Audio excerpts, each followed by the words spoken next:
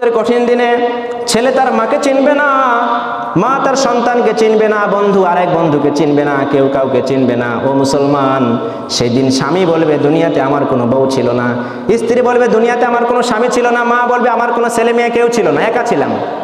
কঠিনতম দিন। আল্লাহর হাবিব বলেন সেদিন মানুষের মুখে শব্দ হবে একটা, ইয়া নাফসি ইয়া নাফসি। বিশ্বনবী শুধু বলবে ইয়া উম্মাতি ইয়া উম্মাতি। ও মুসলমান, সেই কিয়ামতের কঠিনতম দিন যখন সূর্যের প্রচন্ড তাপ মানুষের মাথার সামনে চলে আসবে, সূর্যের তাপে প্রচন্ড তাপে মানুষের মাথার মগজগুলো ভাতের মার যেমন এরকম টকবক করে, ভাতের মারের মতো টকবক করবে, মানুষের কান দিয়ে নাক দিয়ে সেই ফেনাগুলো বেরিয়ে বেরিয়ে যাবে। রব্বুল আলামিন বলেন ইন্নামা ইয়ামুরু মাসাজিদাল্লাহি মান আমানা বিল্লাহি ওয়াল ইয়াউমিল আখির ওয়া কামাস সালাতা ওয়া আতাজ যাকাতা ওয়া লাম ইয়াখশা ইল্লাল্লাহ ফাআসা উলাইকা আইয়াকুনু মিনাল মুহতাদিন। আল্লাহু আকবার। আল্লাহ তাআলা বলেন নিশ্চয় আল্লাহ পাক রব্বুল আলামিনের ঘর মসজিদ আবাদ করবে তারা যাদের মধ্যে 5টা বৈশিষ্ট্য আছে। 1 নাম্বার বৈশিষ্ট্য মান আমানা বিল্লাহি, 1 নাম্বার সে আল্লাহর প্রতি ঈমান রাখে। 2 নাম্বার ওয়াল ইয়াউমিল আখির, পরকালকে বিশ্বাস করে। 3 নাম্বার ওয়াকামাস সালাতা, নামাজ সালাত আদায় করে, নামাজ আদায় করে। 4 নাম্বার ওয়াতাজ যাকাতা, যাকাত দেয়। 5 নাম্বার ওয়ালাম ইয়াখশা ইল্লাল্লাহ, ভয় করে একজনকে, আওয়াজ করে বলেন তিনি কে? আল্লাহ। কয়টা গুণ? এই 5টা স্বভাব যার মধ্যে থাকবে সে হবে মসজিদের সভাপতি, সে হবে মসজিদের সেক্রেটারি, সেই আল্লাহর ঘর মসজিদকে চালাবে। ঠিক কিনা বলেন? কিন্তু বাংলার জমিনে অনেক মসজিদ আছে যে মসজিদের সভাপতি ঘুষ খায়, আছে না নাই? মসজিদের সেক্রেটারি নাস্তিক, আছে না নাই? মসজিদের যে কেশিয়ার 1 ওয়াক্ত সালাত আদায় করে না, আছে না নাই? এই আয়াতের মধ্যে আল্লাহ তাআলা পরিষ্কার বলে দিলেন যে আল্লাহর ঘর মসজিদ কেমনে, কে কিভাবে করবে প্রতিষ্ঠা, সব বলে দিলেন। আবার আমাদের কাজ কি? আমরা যারা আওয়াম আছি, জনসাধারণ, আমরা যারা কমন পিপল, সাধারণ মানুষ, তাদের কাজ কি? কোরআন সুন্নাহ থেকে তাদের কাজ 4টা। আওয়াজ করে বলেন আমাদের সবার কাজ কয়টা? 4টা। প্রিয় হাজিরিন, মসজিদ নাম শুনলে আমাদের ভিতরে একটা ভালো লাগে। মসজিদকে সবাই ভালোবাসতেন। মসজিদকে বাংলাদেশের যে সমস্ত যুবক ভাই দাড়ি নেই তারাও ভালোবাসে। ঠিক কিনা বলেন? আমাদের বাংলাদেশের জাতীয় কবি দাড়ি আছে গালে, বলেন? দাড়ি ছিল না, মোচ ছিল বড়।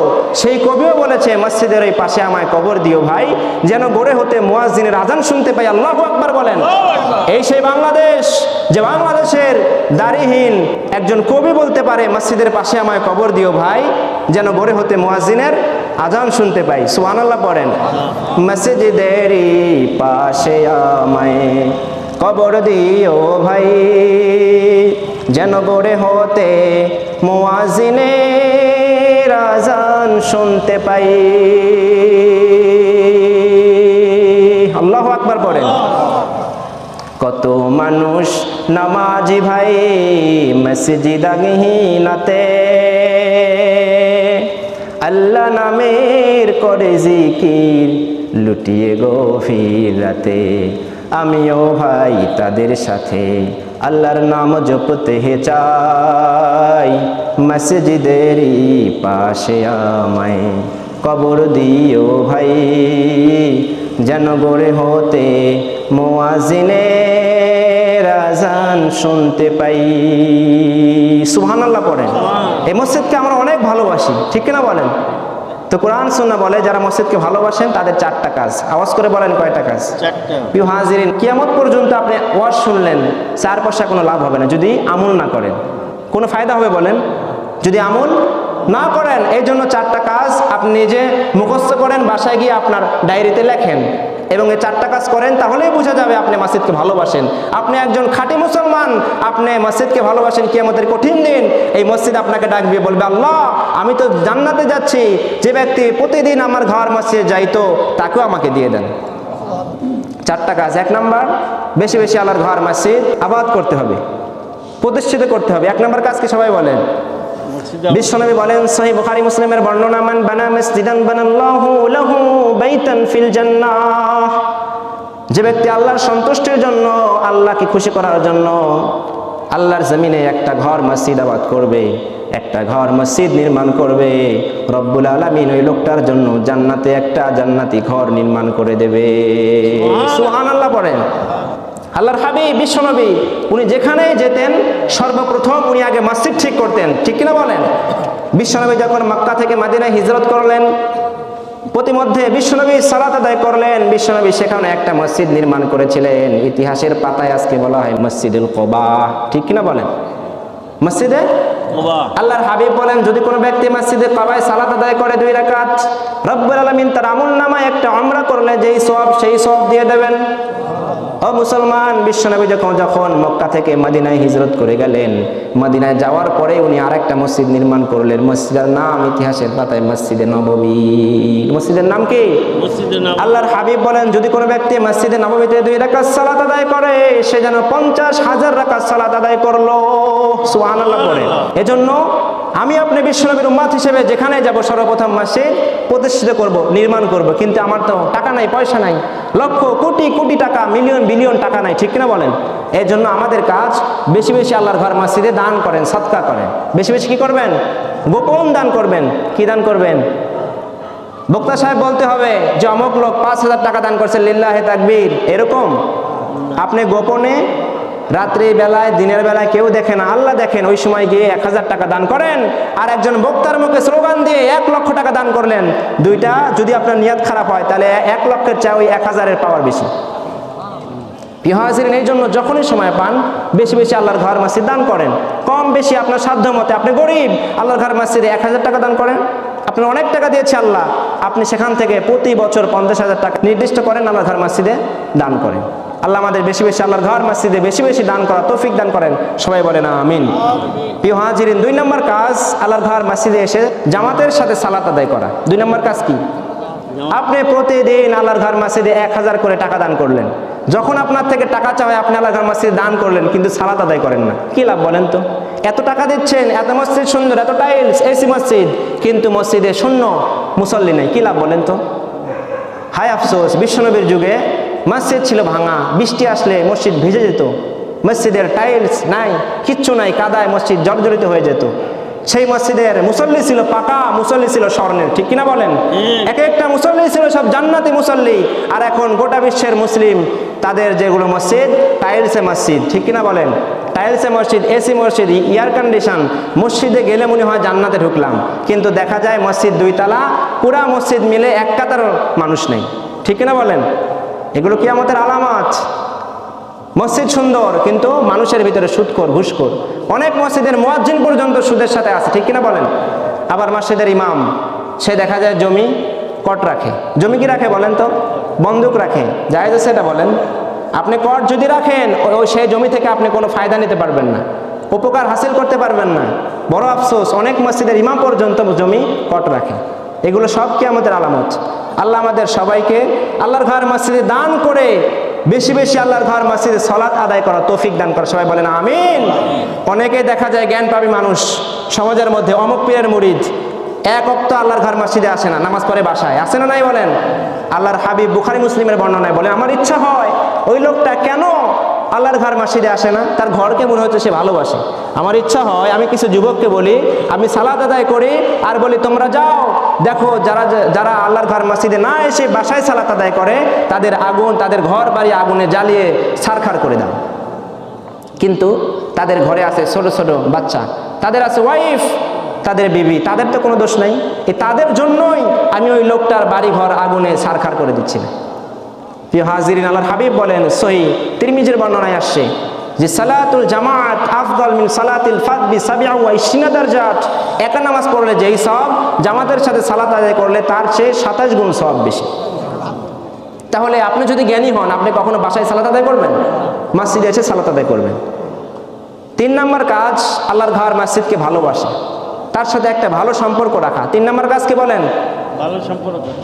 ভালো সম্পর্ক রাখা। আমরা জানি বুখারীর বর্ণনায় আসছে, কিয়ামতের কঠিন দিন কেউ কাউরে চিনবে না।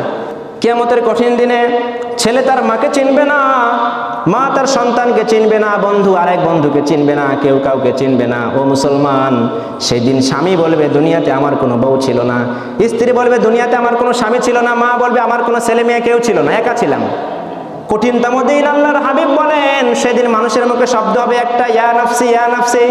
বিশ্বনবী শুধু বলবে ইয়া উম্মতি ইয়া উম্মতি। ও মুসলমান, সেই কিয়ামতের কঠিনতম দিন যখন সূর্যের প্রচন্ড তাপ মানুষের মাথার সামনে চলে আসবে। সূর্যের তাপে, প্রচন্ড তাপে মানুষের মাথার মগজগুলো ভাতের মার যেমন এরকম টকবক করে, ভাতের মারের মতো টকবক করবে। মানুষের কান দিয়ে, নাক দিয়ে সেই ফেনাগুলো বেরিয়ে বেরিয়ে যাবে। চিন্তা করেন কি কঠিন মুহূর্ত হবে। মানুষ শুধু বলবে ইয়া নাফসি ইয়া নাফসি। বিশ্বনবী বলেন সে কঠিনতম দিন রব্বুল আলামিন 7 শ্রেণীর ব্যক্তিকে টান দিয়ে আল্লাহর আরশে আজিমের নিচে ছায়া দিবেন। আল্লাহ সেদিন আমাদের সবাইকে তুমি আরশে আজিমের সেই ছায়াতলে বসার তৌফিক দান করেন। সবাই বলেন আমিন।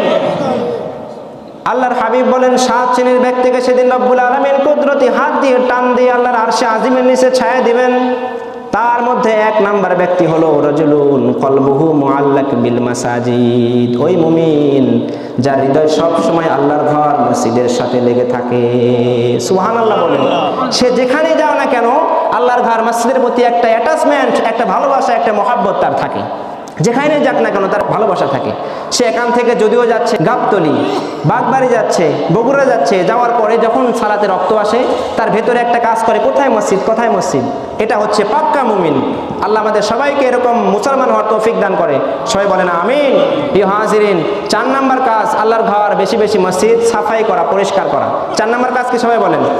আল্লাহ তাআলা বলেন ওয়া আন তাহিরা বাইতিয়া লিত-তাইফিনা ওয়াল আকিফিনা ওয়ার রুকআইস সুজুদ। আল্লাহু আকবার। রব্বুল আলামিন বলেন ও নবী ইব্রাহিম, ইসমাঈল, তোমরা আসো আমার ঘর বাইতুল্লাহ পরিষ্কার করো। পৃথিবীর দূর দূরান্ত থেকে মানুষ আমার বাইতুল্লাহতে আসবে, তারা তাওয়াফ করতে আসবে, সালাত আদায় করতে আসবে। ও আমার প্রিয় নবী ইব্রাহিম, ইসমাঈল, আমার ঘর মসজিদ পরিষ্কার করো। অর্ডার করছেন আল্লাহ। কাকে করছেন? আল্লাহর নবী ইব্রাহিম, ইসমাঈল। আল্লাহর ঘর মসজিদ পরিষ্কার করেছিলেন আল্লাহর নবী ইব্রাহিম, ইসমাঈল। আমাদের বিশ্বনবী মুহাম্মদ সাল্লাল্লাহু আলাইহি সাল্লাম দেখলেন একবার এক ইহুদির বাচ্চা ইহুদি এসে আমাদের মসজিদে এসে থুতু নিক্ষেপ করলো। বিশ্বনবী নিজ হাত দিয়ে থুতু পরিষ্কার করলেন। আল্লাহু আকবার পড়ে। আর আজকে বাংলার জমিনে অনেক সভাপতি, অনেক সেক্রেটারি এসে বলে ও ইমাম সাহেব, আল্লাহর ঘর মসজিদে এই যে নোংরা আছে না নাই বলেন? কেমন সভাপতি আপনি, কেমন সেক্রেটারি, কেমন কেশিয়ার আপনি? আল্লাহর ঘর মসজিদ নোংরা আর আপনি এসে বলতেছেন মুয়াজ্জিন এই যে নোংরা পরিষ্কার করো, ইমাম সাহেব নোংরা পরিষ্কার করুন। আল্লাহর হাবিবের চেয়ে মহামানব আল্লাহর জমিনে আর আছে? সেই নবীজি নিজ হাত দিয়ে আল্লাহর ঘর মসজিদ পরিষ্কার করেছিলেন।